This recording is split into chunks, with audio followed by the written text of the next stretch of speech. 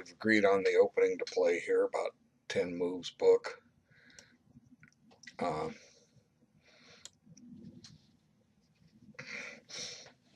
See what happens.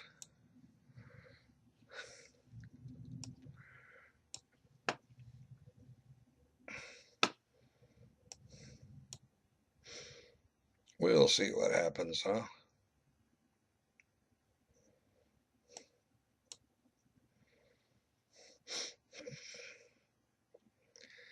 Okay, now I think it's bishop e2.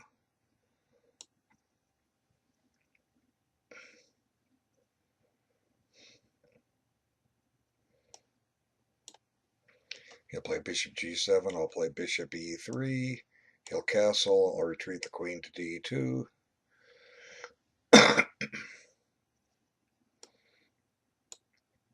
He'll play bishop e6. I'll castle kingside. He'll play queen a5. Okay. Now rook fc1. Now he's going to play rook fc8. Okay. So now this is what we agreed on playing. And we'll see what happens.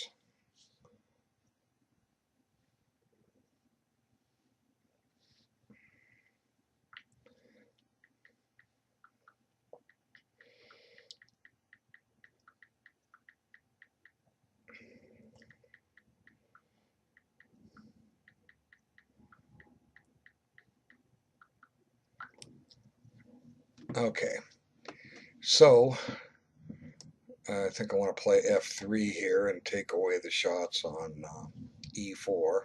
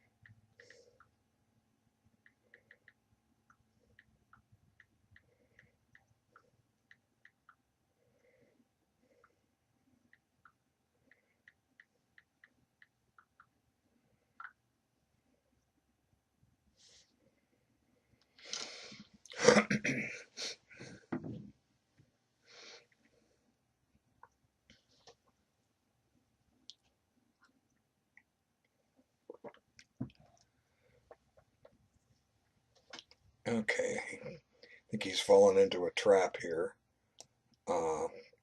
Knight d5. Uncovering an attack on his queen, attacking e7, attacking c4.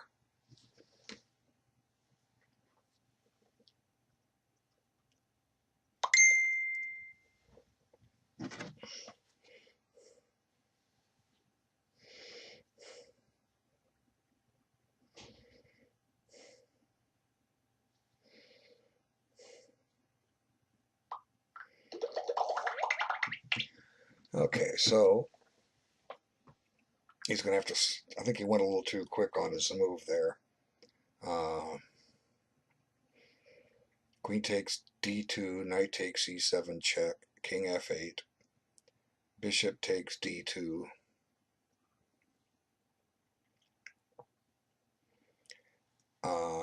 And he's in trouble. Okay, we'll see here. Maybe he can survive this. He's just going to get a bad pawn on d6, and I'll have the bishop pair.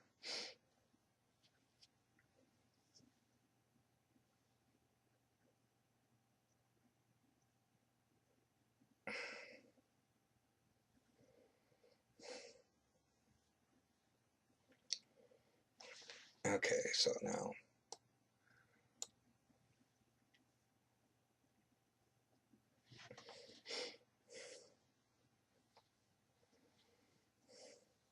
I take the queen back, he takes my knight, I get my bishop back.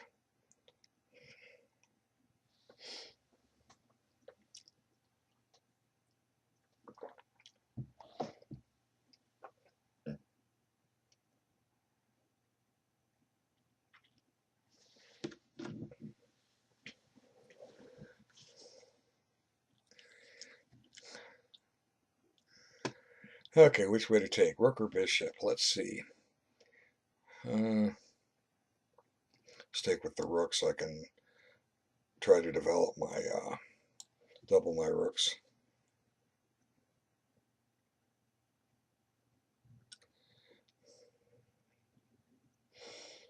Okay.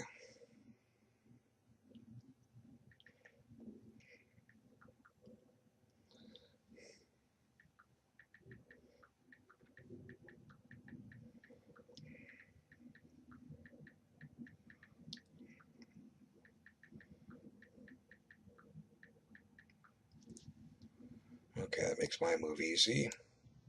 I need to take back.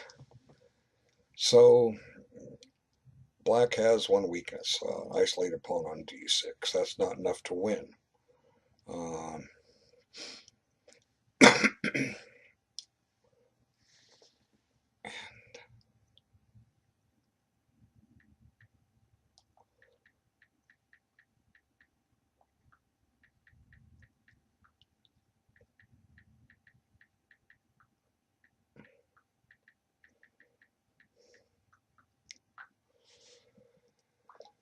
okay.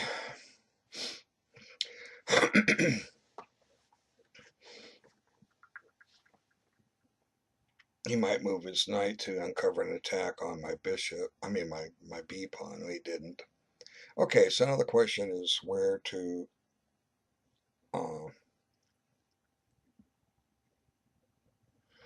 where to park that guy. Um,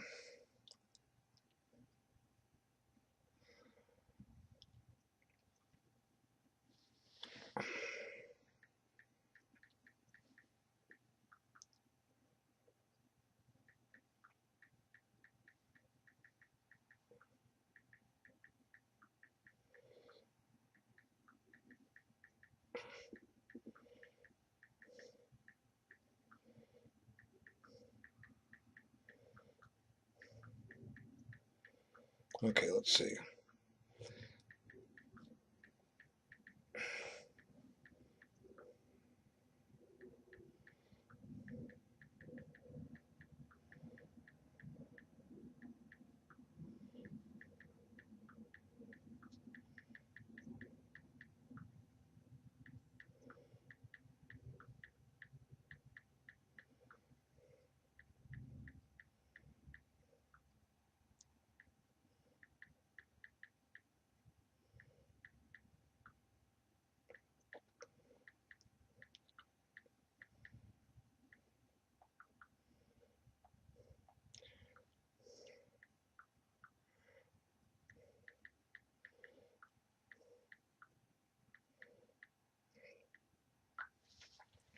Okay, so he may move his knight to uncover an attack on my b pawn. In which case I'm probably going to have to defend it with my rook. Um, okay, so let's see. Let's draw. Okay, so for instance, bishop b3, knight d7. Okay, now this is under attack. I would need to play rook b1. Now my rook is a little tied up.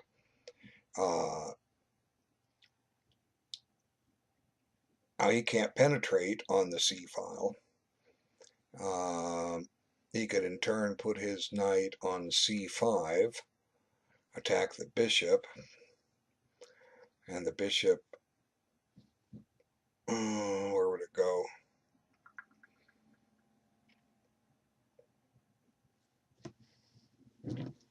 Anyway, let's see. Let me kind of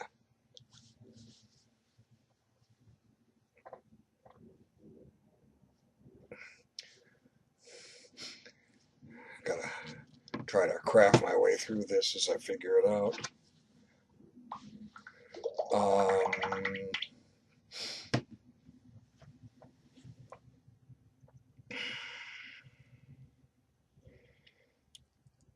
There is some logic to putting the bishop on e2. No, there isn't no logic. He'll just play rook c2. So I got to go to d3 or b3. Of course, I can always defend the bishop, but I'm stepping. Yeah, I can always defend the bishop. Rook c1. Then if, for instance, if b5, see my rook's protected. So rook c1 is the correct choice here. As far as I didn't see that sooner.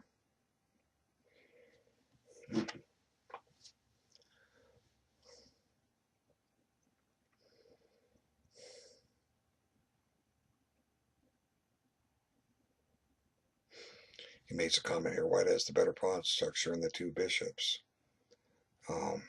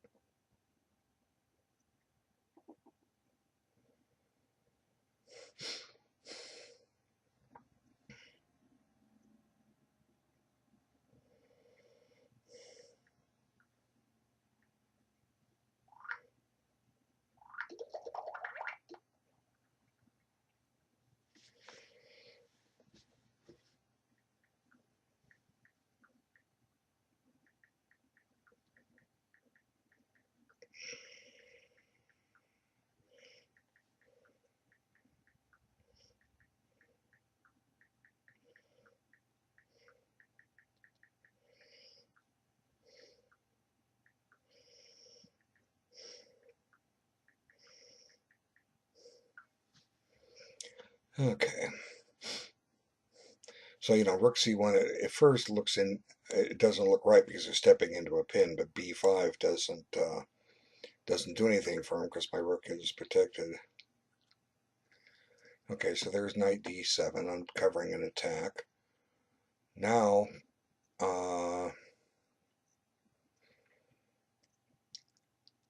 b3, bishop d4 check, king f1. I don't really see how that helps him much. Okay, let's see. And I don't mind if he plays knight b6 and trades rooks, but I have to cover my pawn on b2. Okay, so time is interesting here. We played an agreed 12 moves of theory, but since then we're both playing pretty quick, although I had prepared this variation from f3, so it's been relatively easy for him.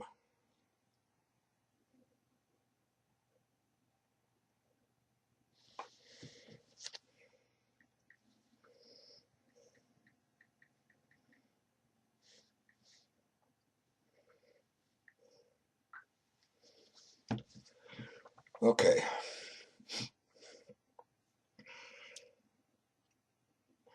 So one thing I haven't done is thrown a bishop g5 check. I remember seeing variations. I could have done it last move because if pawn f6, my bishop can just retreat. He's no longer attacking the b pawn. But the problem with bishop g5 check is he might play bishop. You see, let's back this up here. Let's go to this position. See, the problem I saw with this check when I was looking at this earlier is that he might play here. And now he's attacking my bishop and he's attacking my pawn on b2. So I want to keep the two bishops on the board. All right, so here I think d3 is the better square. It helps restrain f5. Now he's might be trying to get rid of the pawn on d5, but that's in a way that's okay. It opens up the board for my bishops. So let's see.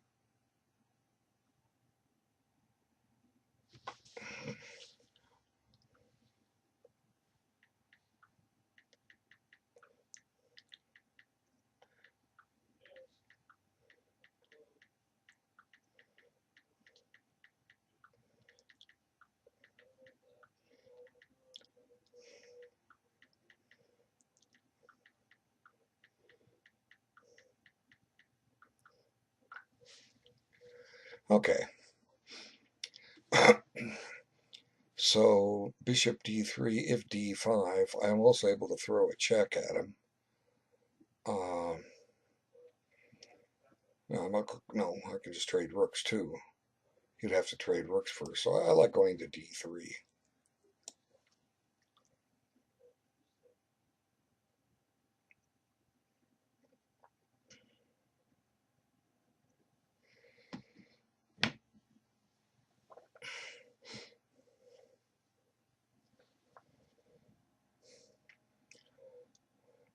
It's amazing of the parameters they give here. A win is worth 85, a draw worth minus 95, and a loss minus 199. I don't understand. That's a big chunk of change to lose. I think some of this depends on your activity level. If you're not active, you can drop larger amounts of points. Okay, no big deal. Who cares about points? They're meaningless. Okay, so now the C file is opposed. His knight is somewhat restricted. Even if it ends up on d5, my bishop on d2 neutralizes it. And, he'd get rid of a weakness maybe, but I have the two bishops, so that's worth something. Uh,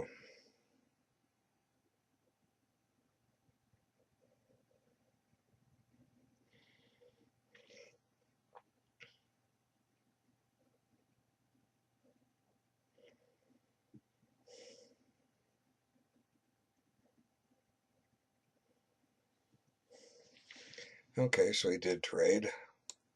My move is forced.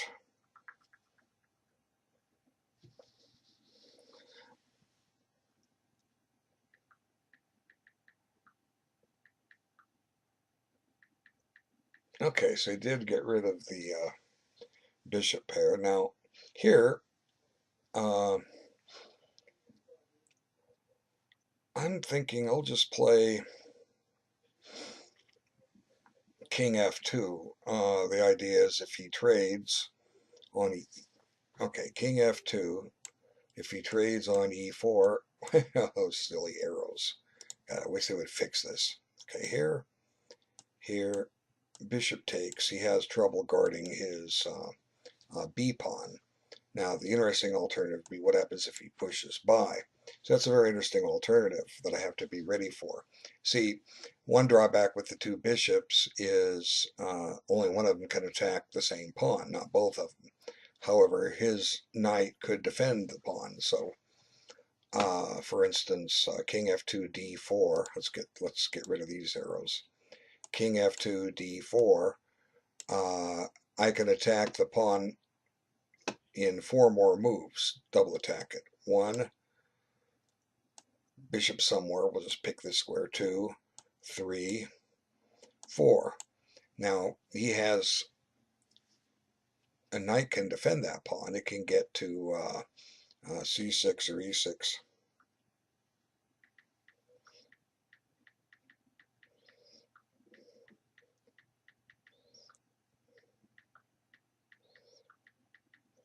Uh,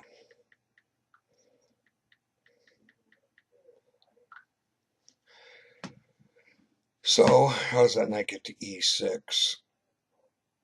So knight here to here to here. Okay, then his bishop and his knight are defending it. So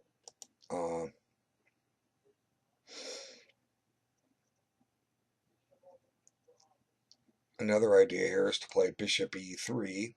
That takes away his check.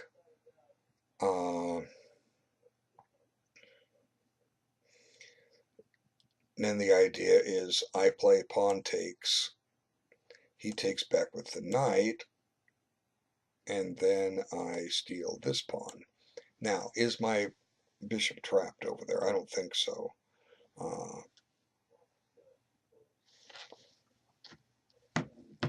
Okay, so bishop e3. I'm not trying to chop his knight off. That would just allow bishop opposite colors.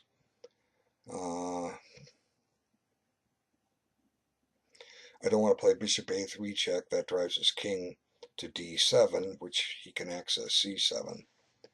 So bishop e3 creates a threat.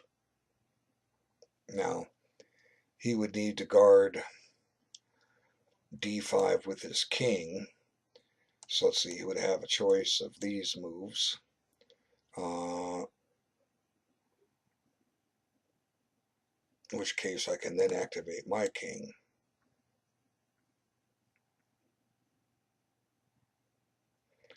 But although I can still take, and if he takes with the king, I have bishop e4 check. So by process of elimination, here comes bishop e3.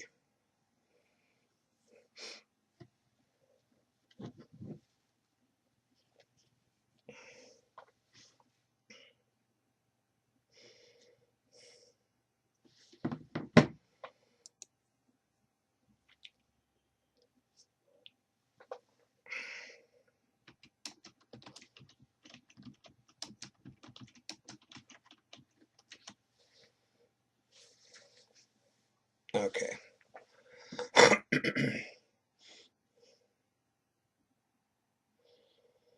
So I've been able to create threats. They can also play d4 here too, but I'm not as much worried about that. Um,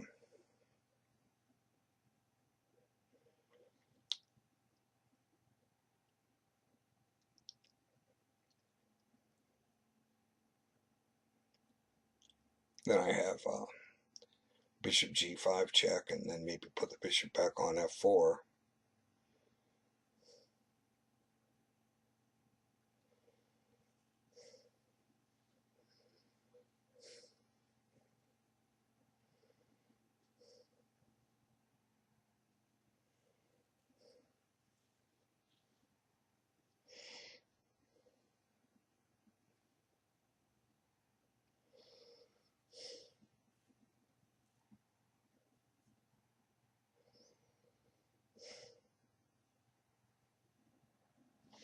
Okay, so he did play it.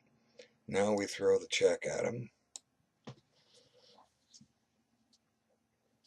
And the goal is hopefully to get him to play f6. You know, it's like a hope chess. I hope he plays f6, but yeah, if he plays bishop f6, that's okay too. I just go park my bishop on f4.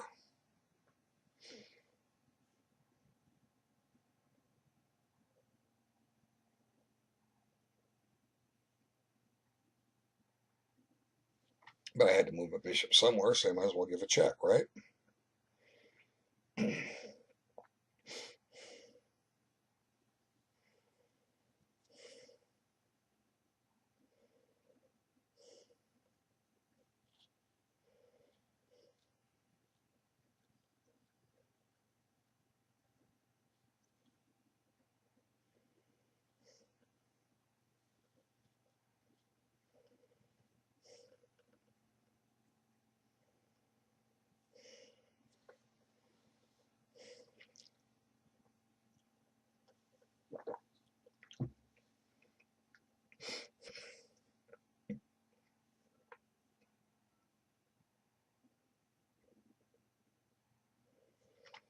So his knight range is kind of limited.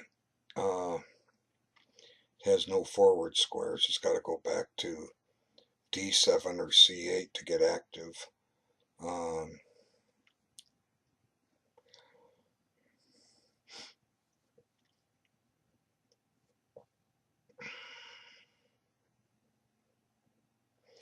Okay, so time. Okay, he did play bishop f6. Now we just put the bishop on f4 and take a couple squares away from his king. Mainly d6 and e5. Although I don't really want his king on e5. I'm taking it from him. And he has to determine if bishop b8 could be a nuisance for him, although probably not. See, white to play, it's black's move, but for instance, here,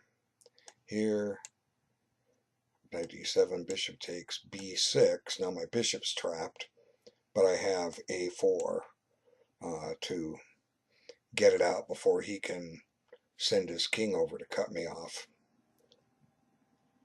So I'm gonna probably end up keeping that pawn. So, or, right now it's just a waiting hesitation move.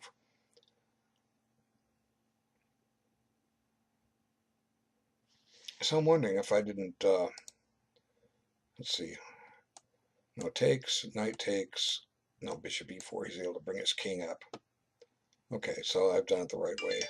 I've allowed him a pass pawn, but you know, he can defend this. This knight can get to c6 or e6. Uh, but the whole idea is I'm going to try to tie him up a little bit. Okay, so knight d7. Okay, so now that takes bishop b8 out of the equation. So let's see. I think the next step should be king f2. And if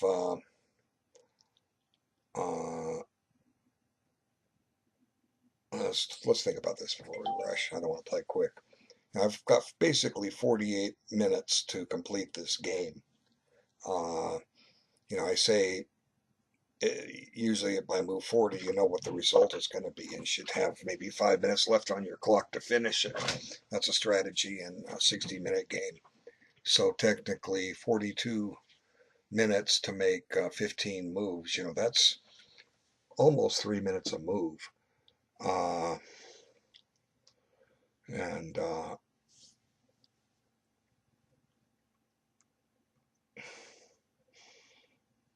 so I'm thinking king f2 is the proper move. And then we see where he's going to go with his knight. He might go to c5, in which case I'll play bishop f7. And then if knight e6,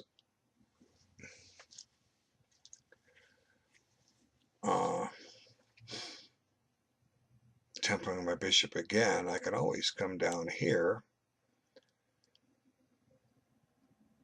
attack the pawn, force it up for weakness, and I can debate on taking and taking on e6 and playing to win this pawn on d4. So with further hesitation, I'll just play king f2.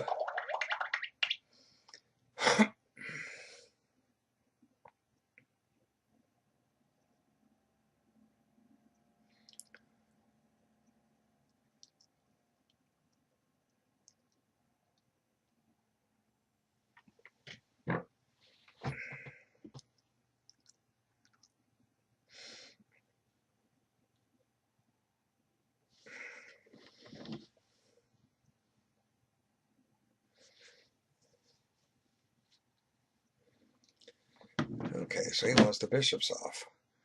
We'll overlook that move, but I'm not too worried about it. He can't steal my h-pawn safely anyway. Let's see. Bishop c1, bishop. Okay, bishop c1. I want to go to c1 because I can reach b2 if needed. Bishop c1, bishop takes h2, g3. Now he has knight e5, but I just back my bishop up and he's out of it. So okay, we're both playing a little too quick, but it's one of the things about a theoretical opening. Okay.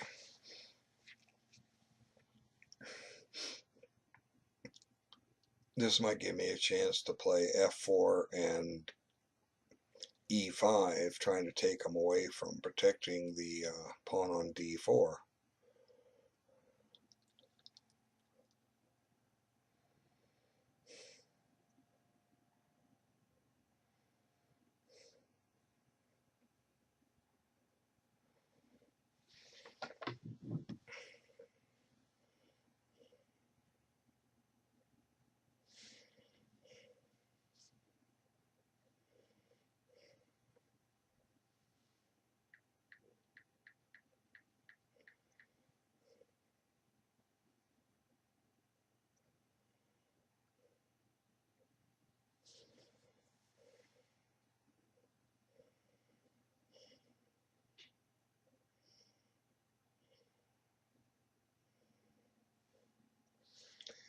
Okay, he didn't bite.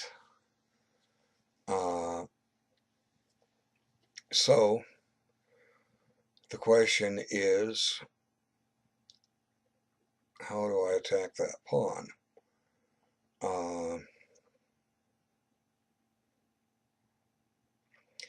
Okay, target. Still isolated. I can play bishop b2.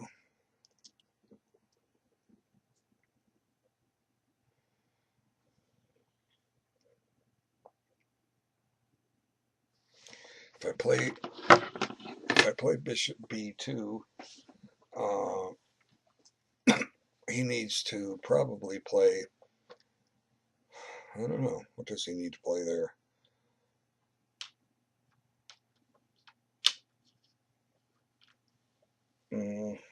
Very good question.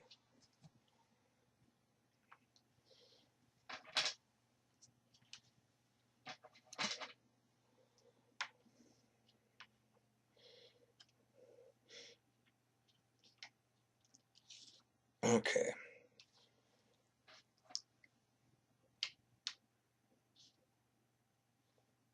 The trick is to use the two bishops here.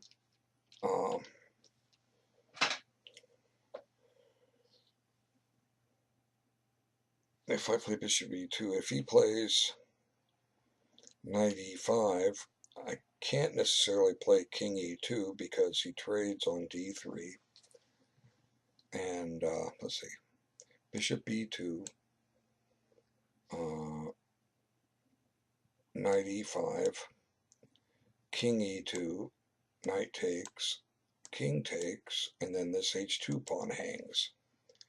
So on bishop b2, let's get rid of the arrows. On bishop b2 of knight e5, I probably need to, not bishop e5, come on, chess.com, you do not work. Okay, bishop b2, knight e5, I need to put the bishop on a new square. Maybe e2. Okay, now this is under attack. So he could play knight c6 to defend it. I don't know, I don't have to rush to play bishop b2. I could try to play this positionally. In other words, let's take e5 from him.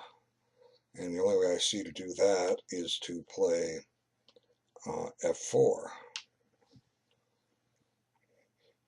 Now, if that takes knight e5 away, if he plays knight f6, I can play h3 and take g4 away. And if knight h5, I can play g3. Now I'm tied down to the pawn on g3, but that shouldn't be much of a problem. So f4 takes e5 away. I don't have a threat, but I've taken something away. Now what if he can't play f5 because he's going to draw the pawn. Pawn takes, bishop takes. So he can play knight c5. Now he's targeting my bishop. Now king e2 here. Now if knight takes, king takes, bishop c5, bishop b2, and I win the d pawn. So f4 it is.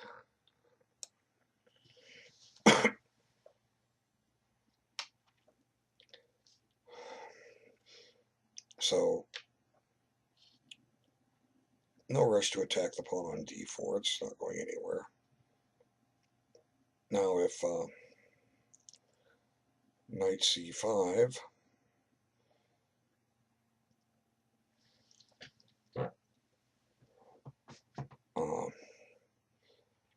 bishop c4, knight e6, I can play g3. And I'm holding my pawns together on the king side.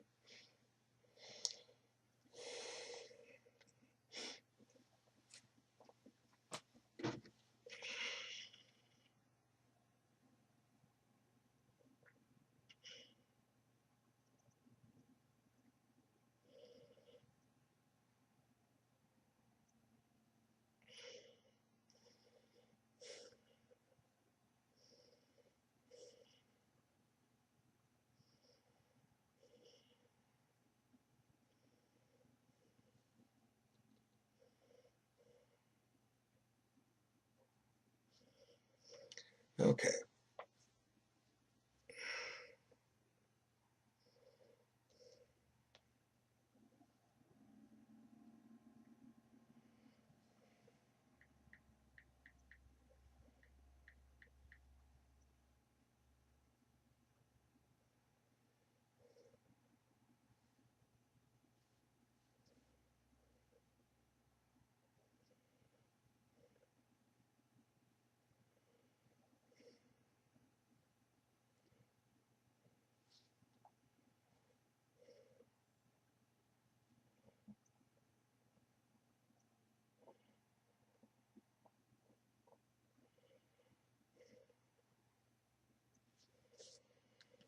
Okay. They both have 40 minutes left to finish the game. If it goes to move 60, that's nearly 2 minutes a move.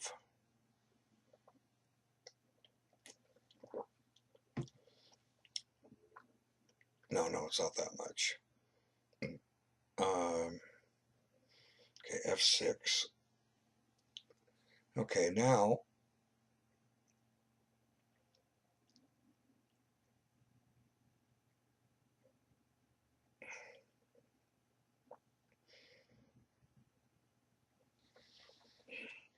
he's trying to stop me from playing E5. Okay, well that's fine. This created new weaknesses. What's the new weakness? Okay, this diagonal opened up. Is that worth anything? Okay, what else? What else has happened here? Now my bishops are tied down at the moment, defending pawns.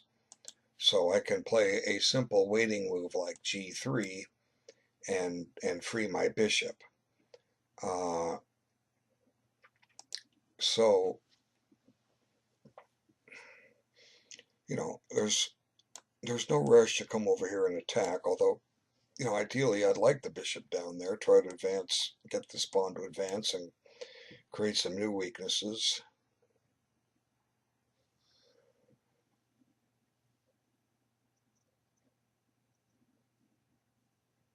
Let's see. So I'm thinking just G3 and slow play this. Uh,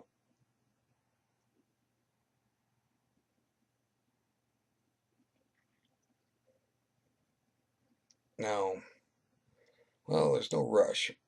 See, one drawback, G3.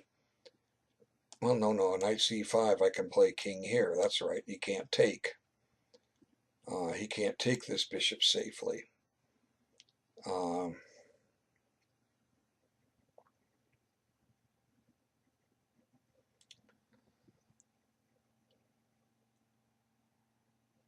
yeah, so G3 is the move. Okay, so if we go to move 60, it's about 30 moves each. We have both have a little over a minute to move, which should be enough time to complete this. Okay. So now I've freed my bishop on B2. So he may, again, try to transfer that knight to E6 or C6.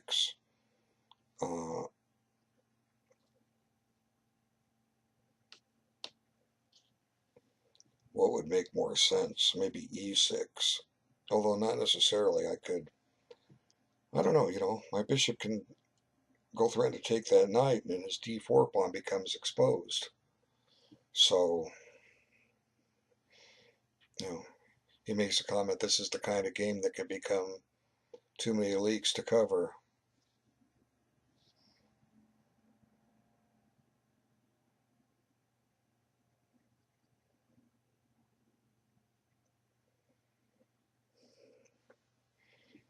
Okay, so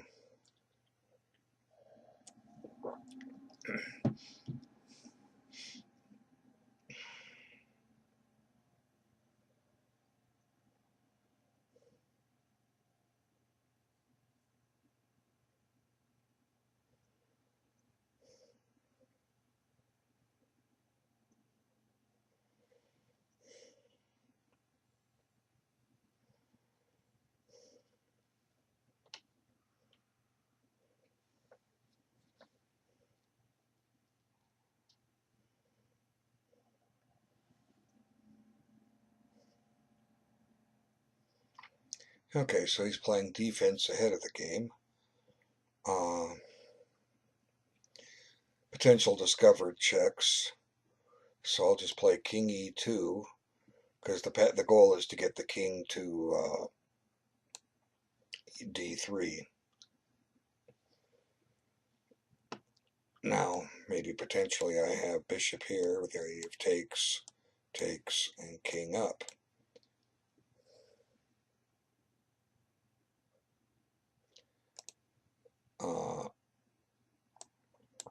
The king back here, let's look at that.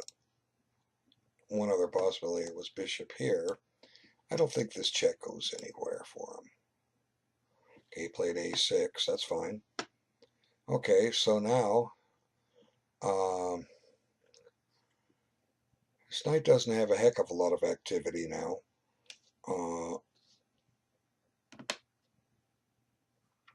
So bishop c4, say he plays b5. Well, I have bishop d5 of all things. That eyeballs squares he'd like to put his knight. So I'm thinking, now let's see. You have to be careful about one thing here. That one thing is bishop c4, d3 check, king takes, bishop g1. Well, I just play h3. And if bishop f2, I can play g4. Okay, so bishop c4. Now, this might be the best place to put it. Although g8 is certainly tempting at some point.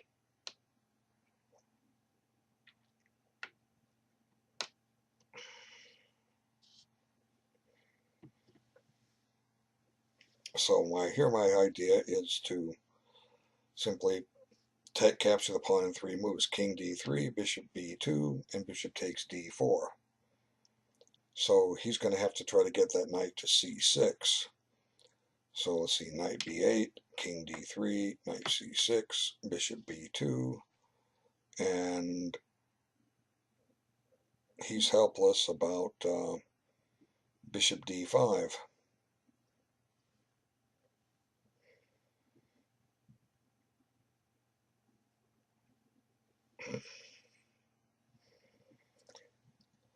So he was aware of this line. Maybe he shouldn't have gone into it just because I got the 2 bishops. But, you got to learn to defend in games.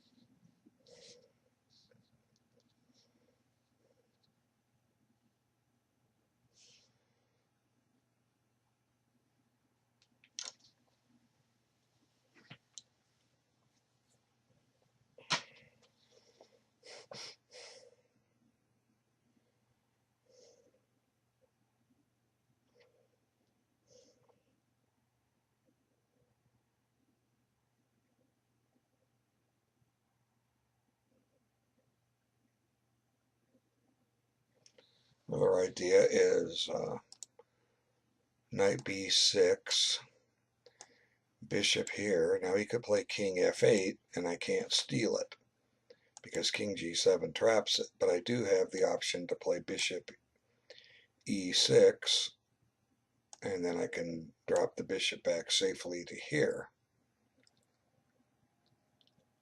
Well, I might not want to go there. It's interesting. See, some of the ideas we combine where he tries to sack this pawn and come behind these guys. Yeah, it might be a resource. Let's see. Let's get rid of these arrows.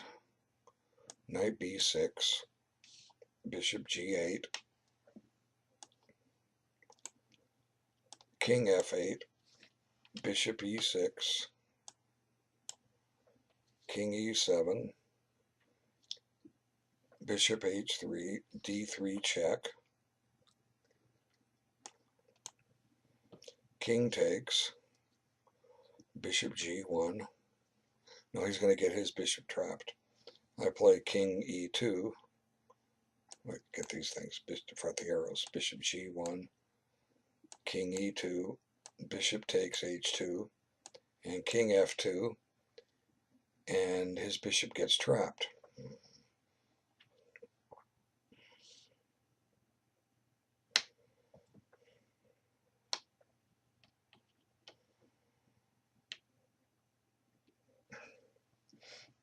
Okay, b5.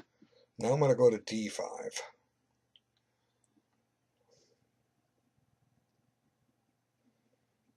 I think I'm going to go, let's not rush it. Bishop d5, knight b6, bishop b7, a5, king d3, king d7, bishop b2, king c7, bishop a6, b4.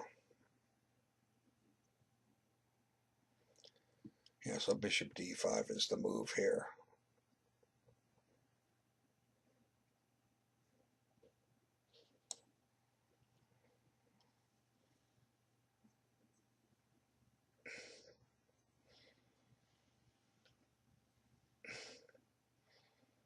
Now, if he retreats his bishop to clear c5 for the knight, on that diagonal I can throw a check at him, which might be effective.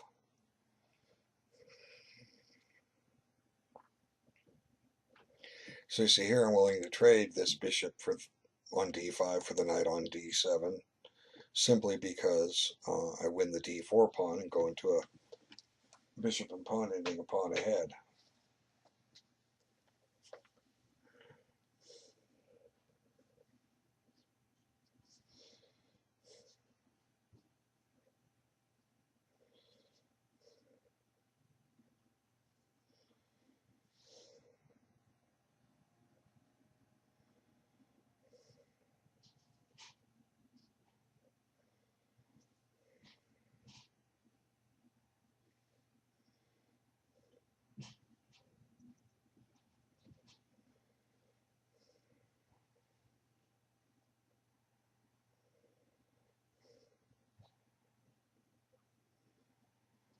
Okay.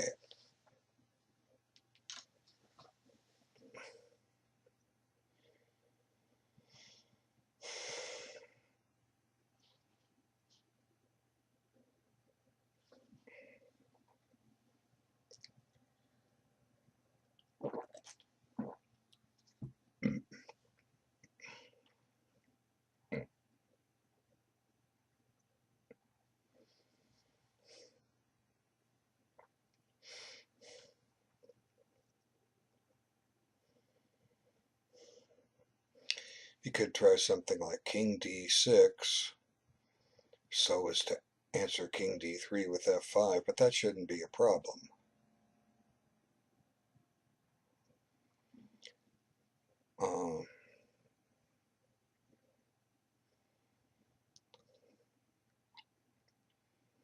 I'm just going to play bishop b2, and he can't hold his d4 pawn.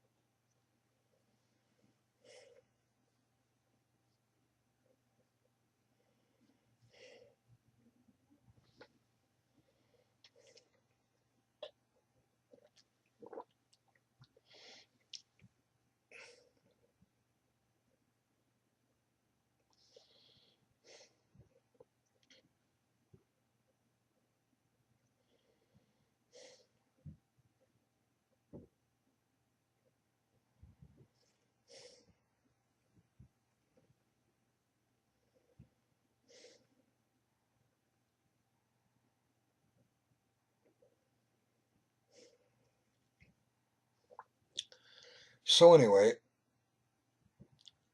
I think that d4 pawn is doomed.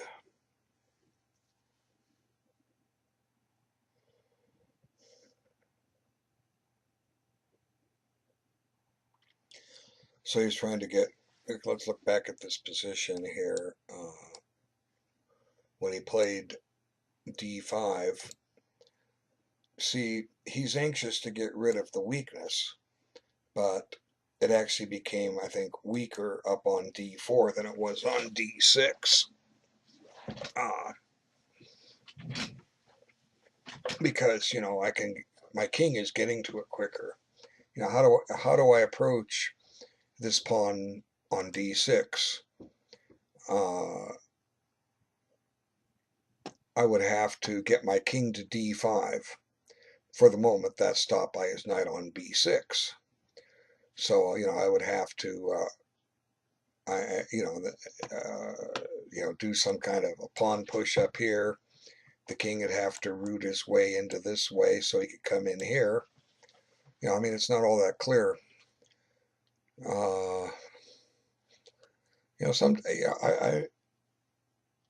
I've studied endgames. I've looked at a lot of ending positions. One thing I've discovered is when you advance pawns in the ending, you know, they can become weaker.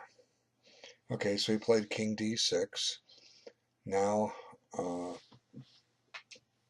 I think I just played king d3 here. He's not threatening anything that I can see.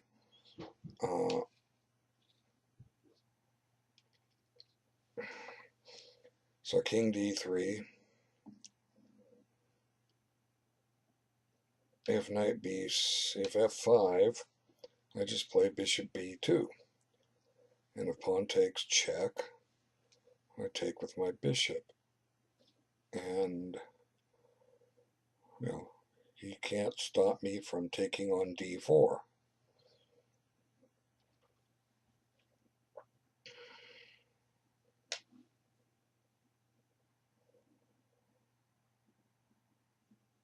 Okay. King d3. Knight b6, bishop b7. a5, bishop b2. King c7, bishop a6. Okay, so just king d3 this just seems to head towards a win unless I'm missing something. Now I could play bishop a7. I played a little too quick there. The idea of bishop a7 is to clear c5 for his knight. But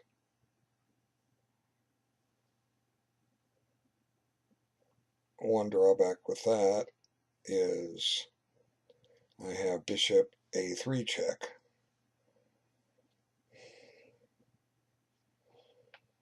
Now if knight c5 check, his knight is pinned, I can play king takes d4. And if he plays bishop c5, I can play b4, make his bishop go back, and then I play bishop b2, and he no longer has knight c5 check. Interesting stuff. Oh, I didn't put it on the board. I'm sorry. Okay. Bishop a7. The idea is to clear this square for the knight check, okay? And he didn't play that. He played there. But let's look at this a moment. Okay. Okay. Bishop a7. I can play bishop a3 check. Now, if knight takes, his knight becomes, or knight to c5, I just take, and his knight on c5 is pinned. So on this, check. If he comes back with the bishop, then I play b4. He retreats his bishop, and I bring my bishop to here, and he no longer has knight c5 check. And I'll be able to capture this. Okay, so bishop a7. The alternative is he can retreat with the king on bishop a3 check. But now, I guess if I have to, I can just play uh, b4 and keep his knight out of c5. Okay, so we're in f5. Now, obviously, I don't check or I don't take. I just continue with what I was doing with bishop b2.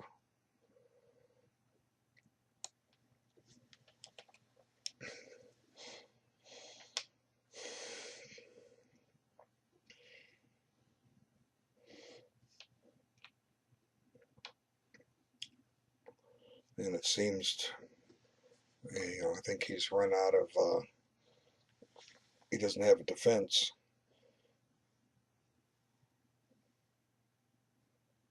And he's called Holy Swiss Cheese, Batman.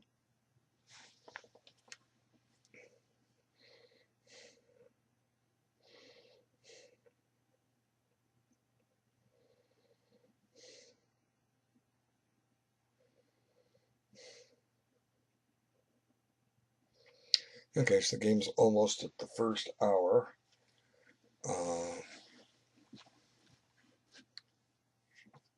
I'm not sure we're going to make it to move forward. He may resign if he thinks he's losing a pawn.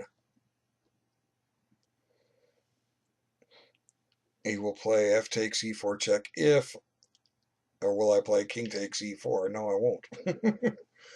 That drops a bishop.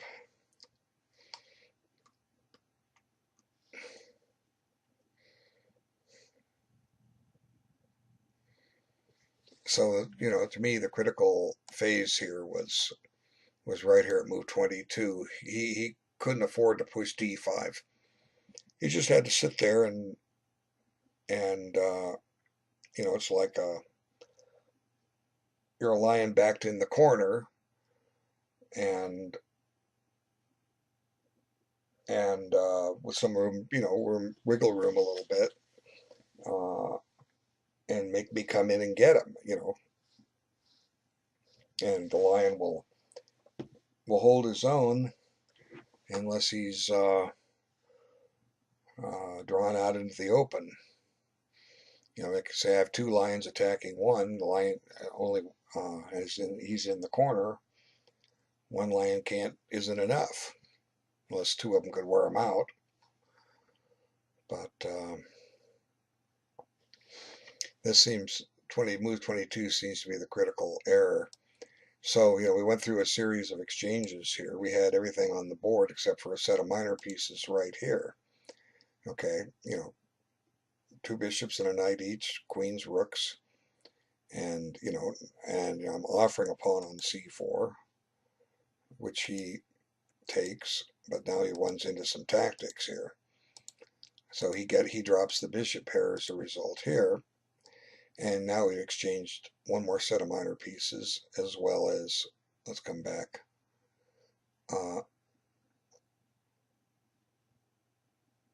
Let's come back to where we were. Okay, so I think this is where we were. So he keeps trading. I defend my pawn. And I want to keep the bishop pair, but he keeps trading, and as soon as he does the trade, he tries to rid himself of the weakness. So now here's where I believe I just simply play bishop b7, and he has two pawns under attack.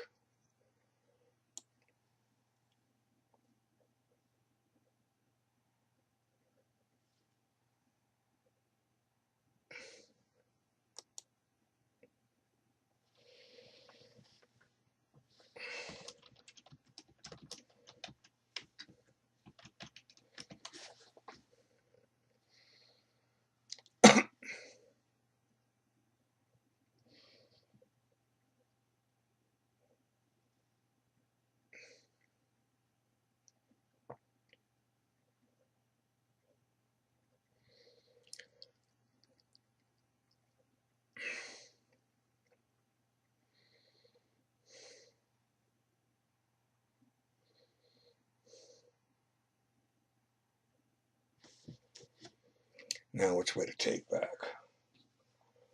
Well, I can take with the king, or I can take with the bishop. If I take with the king,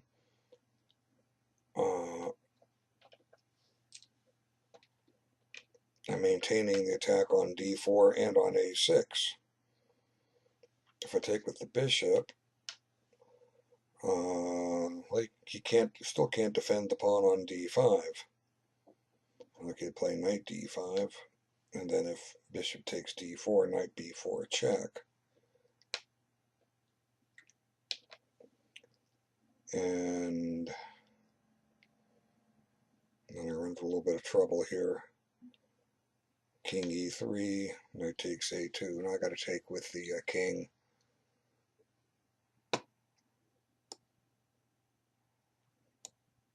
Okay, king takes.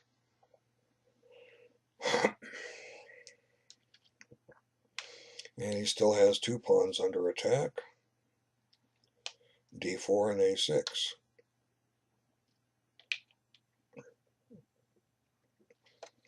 So he chooses to save the pawn on a6, although he couldn't really save the pawn on d4. So now I take on d4, and he almost has to trade, because if the bishop runs to b4 or a3, I steal his knight.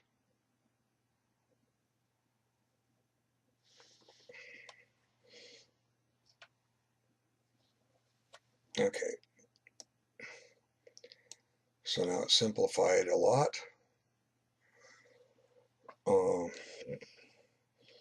I've stolen my pawn, and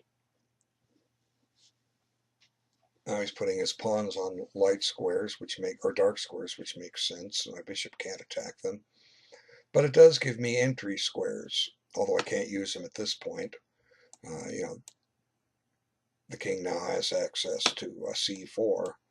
So, the goal here is to get a pass pawn, and also, g4 looks like the immediate way to do this. And if moves like king e6, I can just enter with my king c5.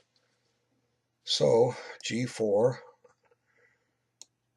and it should be relatively straightforward and simple. He may play a4, but I don't think he can get away with that too long. It's b4 is going to be a problem.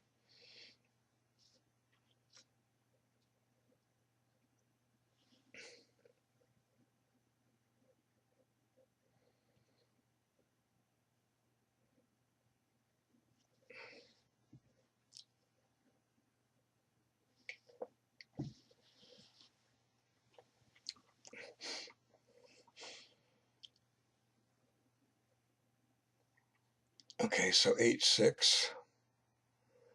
Okay, h6 doesn't really do anything except start running him out of pawn moves.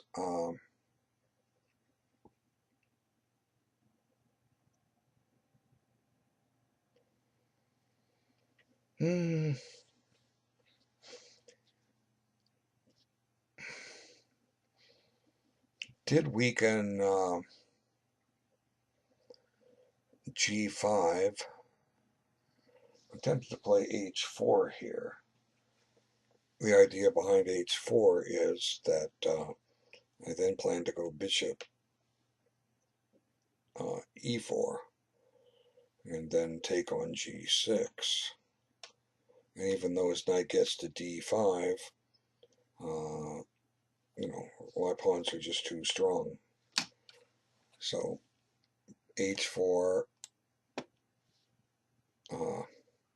with the idea of f5, or the idea, I'm sorry, h4 with the idea of bishop e4, and once I take it, his knight can get into d5 and c3 and take here, but this is awful slow, and my king is here to help. So h4, if he plays h5,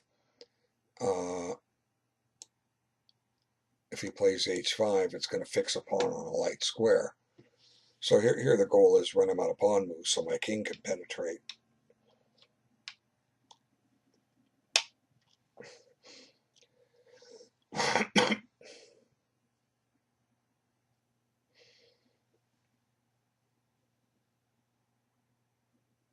Okay, knight d7. But this allows my king in. Now, king c4, knight f6, bishop f3. And, he's helpless to king b4 or king b5.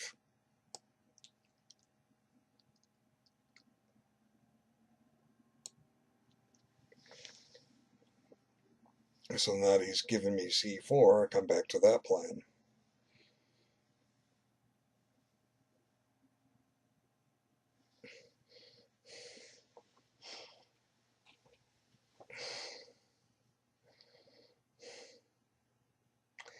Yeah, that did it. Like I heard it resign. There it is. Coach Bill run, National Master Coach Bill won by resignation. Well, thanks for playing. 41 moves. It's checking for mistakes here on the side. And we had people watching, guessing the moves. Nice win, you were never in trouble. 0 mistakes, 0 blunders, 0 missed wins. Oh, top guessers, Satan Goss, 3 out of 12. And then Rad401 got 0 out of 1. Well, we had watchers. Okay, well, thanks for playing. Appreciate it. And thanks for watching. I'll throw this up on my Twitch channel later and eventually on YouTube. Take care.